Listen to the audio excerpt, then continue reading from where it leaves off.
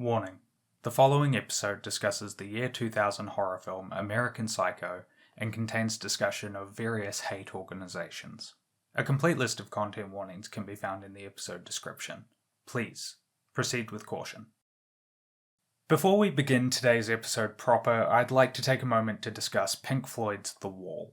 The Wall, for those of you who are unaware, is a multimedia project spearheaded by the band's lead vocalist Roger Waters, consisting of various stage shows, concert films, and albums.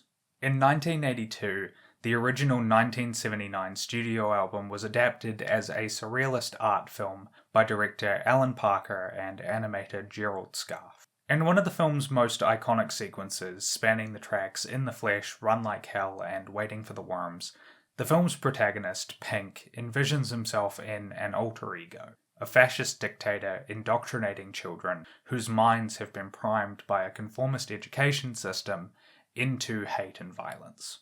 The group which Pink sees himself a part of uses the symbol of two crossed hammers in place of a swastika, an image meant to convey the bluntness and the banality of evil. For more on this, I'd recommend Dan Olsen's video, The Nostalgia Critic and The Wall, which just dives into the subject a little bit deeper than I'm going to here. And I'm that nameless foe. No, okay. Where do I start with this? Still, there are those for whom the film's depiction of fascist rhetoric will read as aspirational. The image of the two crossed hammers, for example, has been adopted by various neo-Nazi hate groups, whose members remain active to this day. And it is this same symbol which the owners of Waghorn Builders, a construction company operating here in New Zealand, have chosen to use as their logo. Whoops!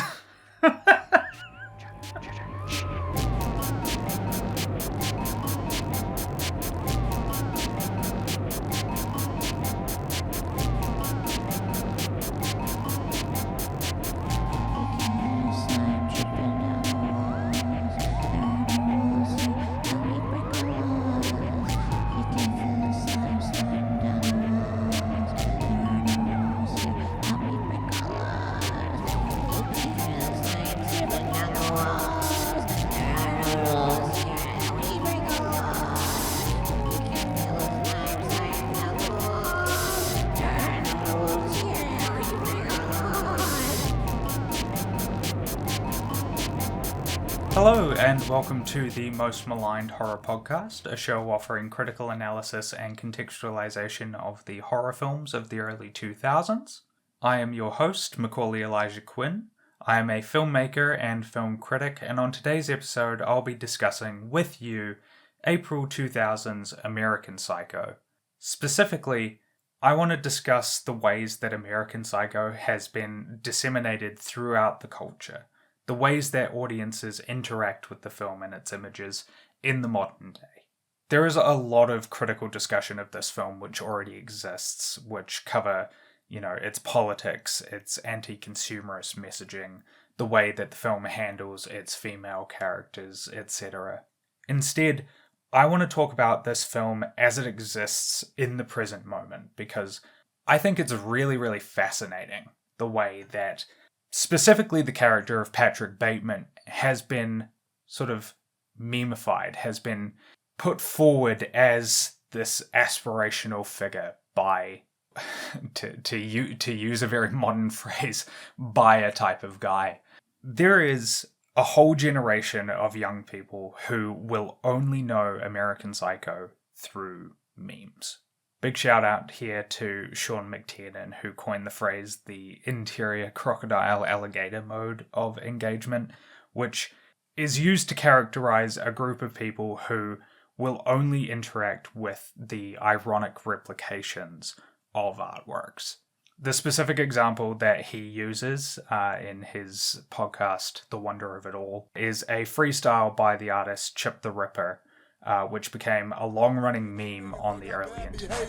My 415s woke up the neighbors. Interior crocodile alligator. I drive a Chevrolet movie theater. A lot of people have heard that clip, have heard the interior crocodile alligator, I drive a Chevrolet movie theater, and will have no other understanding of the song. They have never heard the rest of the freestyle, the preceding, minute 30 that comes before that one line.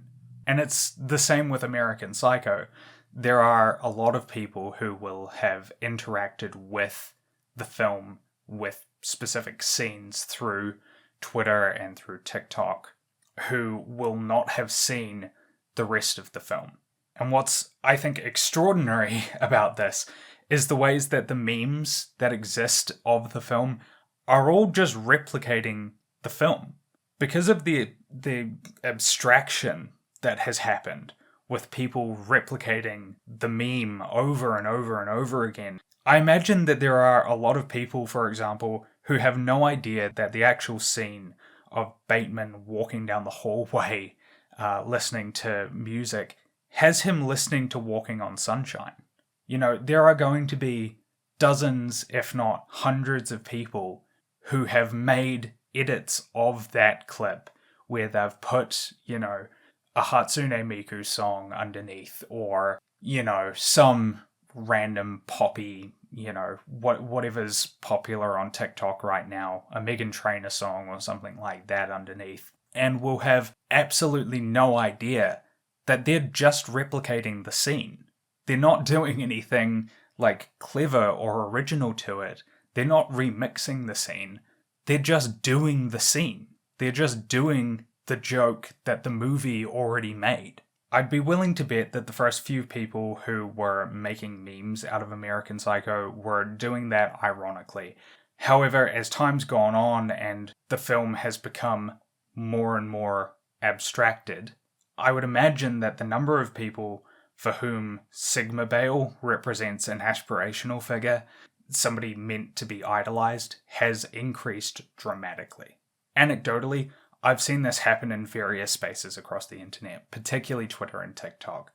My TikTok, for whatever reason, is filled with sort of manosphere adjacent content. There's a lot of, for a while there was a lot of big upping Andrew Tate. There's a lot of big upping Elon Musk and Jordan Peterson, and then various bodybuilders who just sit in front of their computers and will tell you how you should be living your life. I think because I am involved in sort of politics at all, the way that the algorithm works, it just sort of assumes that because you are interested in politics at all, it starts funneling you rightwards. And there are so many studies that have proven this. Mark Zuckerberg was taken to court not that long ago over this exact thing. Wrapped up in all of this same sort of manosphere bullshit is Sigma Bale, is the memification of Patrick Bateman. Christian Bale does a really great job in the film of portraying a character who is illusory, who has no real substance. He is whatever he needs to be in any given situation. And for whatever reason, the way that this has been sort of abstracted out is that he reads as being really cool and really suave and not like a fucking alien, not just the biggest freak you could imagine. There are so many scenes in this movie of Patrick making people really, really uncomfortable or just being completely blown off. One of the great jokes of the movie is that Patrick Bateman is seen by everybody around him as kind of just a small-minded, fuck-up idiot. He's just a complete dunce in all of his colleagues' eyes. There's the amazing scene at the end of the film where Patrick is he's met with his lawyer in a bar, and he's confessing to him, saying I'm Patrick Bateman, I did all of these crimes, all of these murders. And the lawyer doesn't believe him because he like doesn't know who Patrick Bateman is, because Patrick Bateman is, as I said, illusory. He doesn't really exist.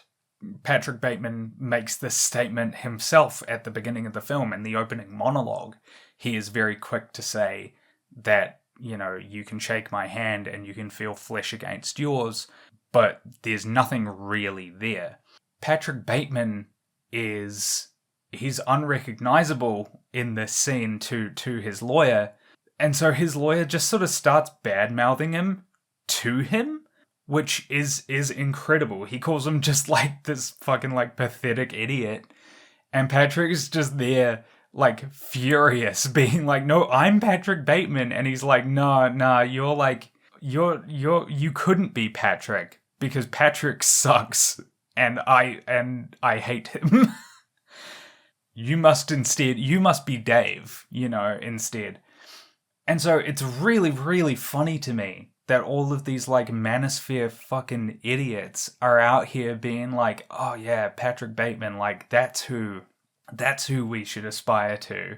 Because they're aspiring to somebody who in the film's own mythology is like hated, just absolutely disliked, and not for like cool reasons, because he's pathetic, because he sucks, and like nobody wants to be around him. Art simultaneously means itself as well as its opposite, and I think that's really fascinating.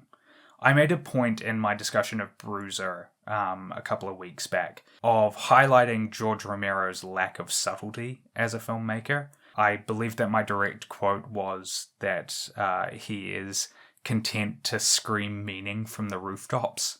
Bruiser is a superficially similar film to American Psycho. I don't believe that it is quite as well executed. It's not quite so darkly comic as American Psycho is, which means that its violence doesn't hit quite as hard for me personally. But this is an admirable quality, I think, of George's. There are members of the audience who will misread purposefully the messages which you are trying to convey. And so by making your messaging so blunt, it makes these type of people just seem sort of all the more foolish for even trying. For a mainstream example of this, consider the ways that right-wing media outlets tried to co-opt Black Panther as a right-wing figure when that film initially dropped, which, you know, you can criticize that film for a lot of things, but, you know, at worst I would call it a liberal project. I wouldn't say that it was explicitly right-wing. It's so funny to see these people trying to like bend over backwards to make themselves seem cool and seem aspirational, seem like people worthy of listening to, by trying to just like latch on to any piece of culture that they can, because they reach for the stuff that's like most obviously making fun of their exact worldview. And so it's hilarious. I absolutely love it. Never change, fucking Ben Shapiro. You know, this is why I chose to open the show with the monologue about The Wall, because it was meant to highlight the fact that there are those people for whom the images will read as aspirational rather than horrifying. And I'm not saying that the owners of Waghorn Builders are fascists. I don't know what exists in their heart. You know, I don't know any of the people who were actually involved in making the decision of implementing that sort of logo. But the choice to use these hammers as just like a cool image, something that like immediately looks like eye-catching, it's really funny because that image carries, you know, context. It has meaning in the world already, and so you can't just take it and hope that all of that disappears, because the people that recognize that logo for what it is, which is a stand-in for a swastika, are going to be just fucking, like, boggled. They're just, like, every time that I see one of their signs, like, one of their, like, banners around town or anything like that, I just start fucking cackling, because it's so fucking funny to me that these people were just like, wow, cool hammers. Like, it's literally that. It's literally just the Gundam meme. It's wow, cool robot. It's wow, cool hammers. And it's the same with fucking Christian Bale in American Psycho. It's wow, cool Bateman. And it's just so, like, you have to be, I was going to say that you have to be operating on a certain level, but in all honesty, you don't have to be operating. And that's kind of the weird thing, is that you don't have to put any effort into being like this fucking uncurious about the world around you. Like, if you were to actually engage with these artworks, if you were to actually, you know, sit down and watch the film and meet it where it's at, then I think you would come away absolutely hating it. If you're one of these manosphere dickheads, I think that you would watch American Psycho and it would be very hard for you to read it as anything other than a deliberate mockery of you personally. When you are portraying characters with a particular worldview who see themselves a certain way, regardless of how you present them as a filmmaker, there are going to be people who are just unable to either, they're either going to be unwilling to participate in that sort of project. They're not going to want to engage with the film for various reasons. They could be doing that deliberately as sort of a political play, or you're just going to face people who just, like, are incapable of doing so for, you know, whatever reason. Something a bit less sinister, a bit less creepy. Sometimes the people who are watching your film are just gonna be a little bit dumb, and they're just not gonna get it. And, you know, there's only so much, like, it's that question of, like, how much of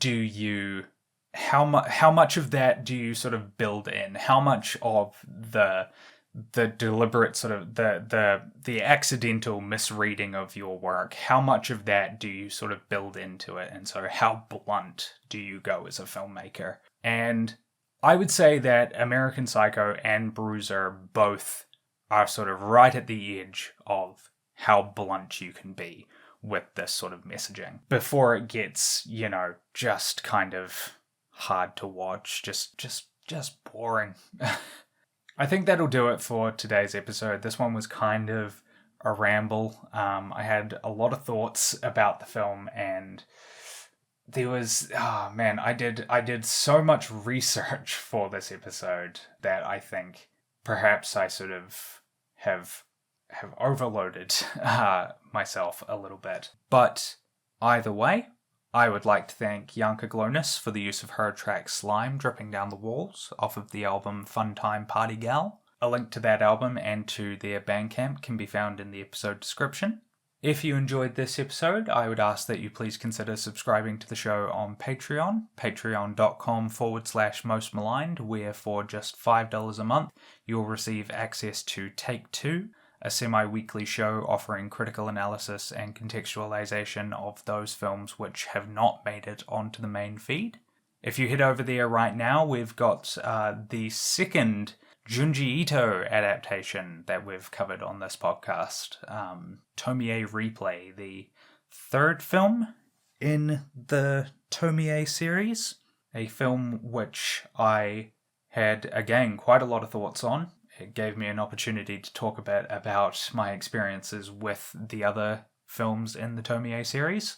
And so that one's quite fun. I would recommend that you go and check that one out. As well, I would ask that you please leave a rating and review on your podcast platform of choice. Next week on the show, we'll be discussing another Death of the American Dream horror film, Head Cheerleader, Dead Cheerleader, from April of 2000. I've not seen this film before. I've not heard much of anything about it. So very curious to check that one out. But until then, this has been the Most Maligned Horror Podcast.